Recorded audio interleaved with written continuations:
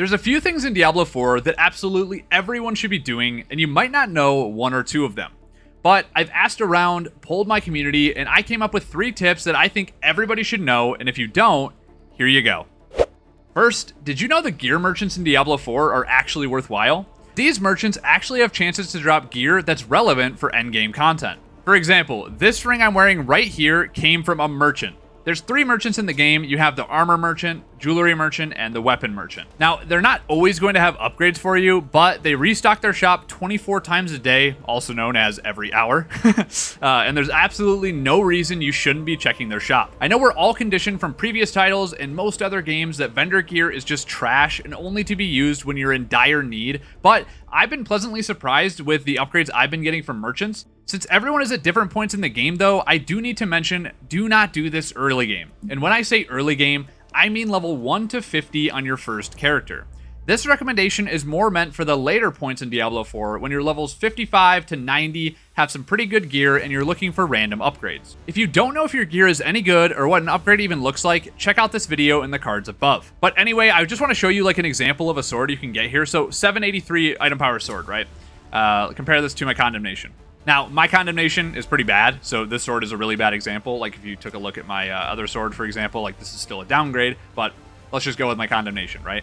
DPS upgrade, 783 eye level ancestral sword, has dexterity, crit strike damage, then ultimate skill damage and all stats for the build I'm running, not great, but you see here, the point I'm trying to make here is these vendors can have amazing gear that can actually be upgrades. Yesterday, for example, I saw a chest piece that was eye level 818, so if you're running into a town, make sure you check the vendors out. So for tip number 2, you don't want to upgrade items or imprint aspects on an item if you're going to reroll a second property. Now, this one might seem really simple to anyone who knows it, but so many people might not understand this. So to break down what I'm talking about here, I want to run you through a little example. So let's say I found these 2 rings, right? Both these rings are not upgraded. They are not a different eye level. Like this is 764, this is 762. They're both ancestral rings, right? I want to show you something here because it is kind of important. So let's say I go into the occultist here, right? Let's say I want to reroll both these rings have properties I want to run, but also have properties I want to reroll, right? So let's say I'm going to reroll them. Boom. My yellow ring, right? 58,000 gold, right? Not terrible. Not awful, right? I can afford that. Legendary version. Almost the same exact eye level. More than double the gold, right? And right off the bat, that might not sound bad, but I'm going to break down this system for you because most players that have been doing this understand this. Most of the time on your items, you're going to get to a point where your weapon costs 8 million gold to enchant because you haven't been lucky enough to get the roll you need. So little things like this really matter because if I start rolling this ring at 58,000, it's going to go up at a lower increment than this ring will that's starting at 128,000. So this is a really important tip to make sure you understand so you're not burning a ton of gold. What I mean is, right, let's say like you're running a dungeon, right?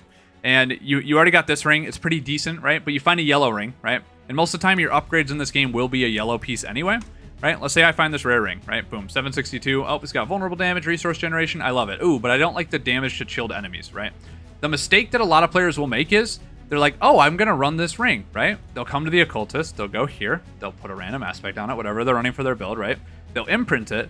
But you don't want to do that first. And you also don't want to go to the blacksmith and upgrade it because, again, upgrades also make the pieces more expensive to reroll. So keep this in mind. If you get a rare piece of gear that you want to reroll, make sure you do the rerolling first before you upgrade it or imprint an aspect. And for tip number 3, I am going to keep this so simple for you guys. Make sure you're socketing your gear.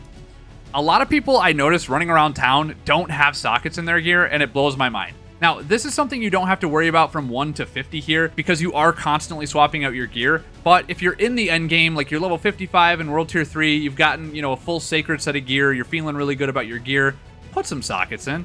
It's not that expensive to do, and gold isn't the end-all be-all, right? I have these pants as my example here, right? I'm not running these pants, but let's just say I am. I can add another socket. These, I have a ton of scattered prisms. By the way, while you're leveling, the reason you don't want to do these is because you don't want to spend these. But when you do get to the end game and you have gear that's really good, put a socket in. The stats really help, and you should understand how many sockets your pieces of gear can have. And bam, there you go. 3 tips that everyone should know in Diablo 4.